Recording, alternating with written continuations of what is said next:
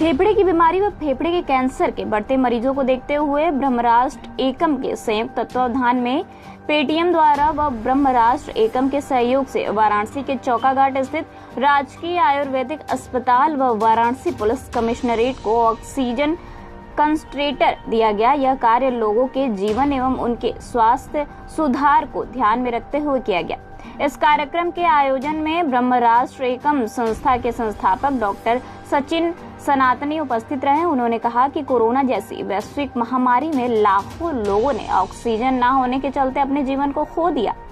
इस महामारी ने ऑक्सीजन न मिल पाने के चलते हमारे बीच से कितने लोगों की जान ले लिया, लेकिन अब इस ऑक्सीजन कंसंट्रेटर से लोगों के स्वास्थ्य को काफी राहत होगी। इसी के मद्देनजर हमारी संस्था द्वारा अभी हाल ही में रानीपुर महमूदगंज स्थित कैलाशपुरी सेवाश्रम अस्पताल, आलोक हॉस्पिटल, संवेदना हॉस्पिटल, पीएमसी हॉस्पिटल, चंद्र नर्सिंग होम, चंद्रलोक हॉस्पिटल में यह ऑक्सीजन कंसंट्रेटर दिया गया, जिससे महिलाओं, बच्चों समेत सभी लोगों को इसका लाभ मिल सके।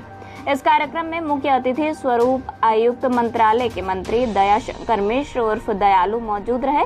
वाराणसी पुलिस कमिश्नरेट मोहित अग्रवाल एवं सभी उच्चाधिकारी मौजूद रहे। उद्देश्य है कि जैसे अभी कुछ ही वर्ष पूर्व जो है, जिस तरीके से कोविड काल में हम लोग पूरा विश्व ग्रस्त था, परेशान था एक ऑक्सीजन के लिए। उस समय ऑक्सीजन की उपलब्धता भी नहीं थी और अचानक से ऐसी आई संकट में हम लोग किस तरीके से उससे हम लोग उभरे हैं। और आज हम पूरा मतलब जो भी लोग आज जीवित हैं और कहते हैं कि जहाँ प्रभु की कृपा रही है, तो ऐसे दोबारा ऐसी घटनाएं ना होने पाए।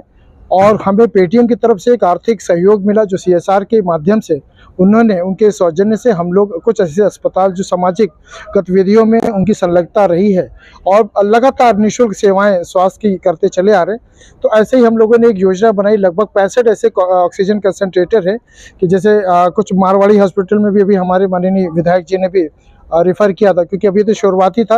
तो जिनसे अभी हमारे संपर्क हो पाए उन अस्पतालों को अभी आज हम लोगों ने लगभग 11 हॉस्पिटल को आज हम लोगों ने ऑक्सीजन कंसंट्रेटर देने का कार्य किया है पेटीएम के माध्यम से। और प्रयास ये किया जा रहा है कि उनके स्वास्थ्य में हम लोग ऐसे कुछ ऐसे शिविर लगाएं जो जरूरतमंदों के लिए काम है। तो एक यही उद्देश्य है कि हम जन भावना को हम किस तरीके से सेवा कर सकते हैं, इसी भाव से हम लोगों ने ऑक्सीजन कंसंट्रेटर को यहाँ पर दिया। ये काम जो हुआ है ये हमारे हिसाब से बहुत लेट हुआ और इसको और पहले होना चाहिए था, ताकि कोरोना में कुछ मदद मिल जाती इस मशीन से। देखिए, ऐसा है कि न तो समय किसी के हाथ में है, न भाग्य किसी के हाथ में है। तो जो समय की जो उपलब्धता है, आज ऐसा समय आया, ऐसा अनुकूल अवसर आया कि अब होता क्या कि जब कोई सहयोग की भावना से कोई हाथ बढ़ाता है तभी वो ऐसे कार्य संभव हो पाते हैं। तो आज ऐसे ही पेटीएम के माध्यम से हमें एक ऐसा अवसर सुलभ हुआ है, जिसके माध्यम से हम कुछ ऐसे अस्पतालों को हम ये सुविधाएं दे पा रहे हैं।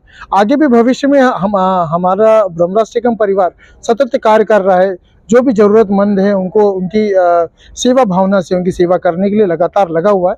और जो भी व्यवस्था होगी हम लोग करेंगे अपनी कुटुंब अपनी व्यवस्था। आगे कितने हॉस्पिटल को देने का आप लोगों का? लगभग ऐसे मान के चले कि 20 से 22 ऐसे हॉस्पिटल है जिनको हम लोग चयनित कर रहे हैं, जो वाकई में उपचार के क्षेत्र में बड़ा अच्छा कार्य कर रहे हैं और उन्हें ऐसे सेवा करने के लिए जिनको हम जोड़ सके ताकि उनकी सहायता हो सके। मशीन देने के बाद क्या उसकी कहीं आप लोग चेकिंग करेंगे कि चल रहा है कि नहीं चल रहा है? चेकिंग क्या, अब ये है कि कभी ऐसे ही वहाँ पे उनके यहाँ विजिट हो गया, देख लिया, क्योंकि कोई भी उपकरण देने के लिए ये भी बात जरूरी है कि उसका संचालन ठीक ढंग से हो रहा है या नहीं हो रहा है।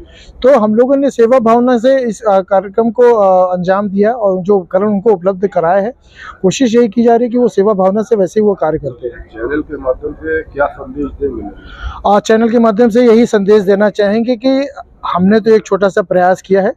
जो व्यक्ति जितना सामर्थ्यवान है, जो जैसा जिसकी शक्ति है, वैसे ही जन भावना के प्रति जो है जागृत होकर के अपने सनातन संस्कृति के अनुसार जो है उसकी सेवा भाव में कार्य करता रहे। कहते हैं ना कि नर सेवा नारायण सेवा।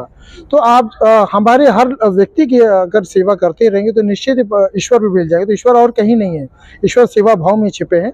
तो ऐसी सेवा भावना से लेकर के सभी लोग अपने अपने क्षेत्र में जिस व्यवस्था से उनकी सेवा कर सकते हैं सेवा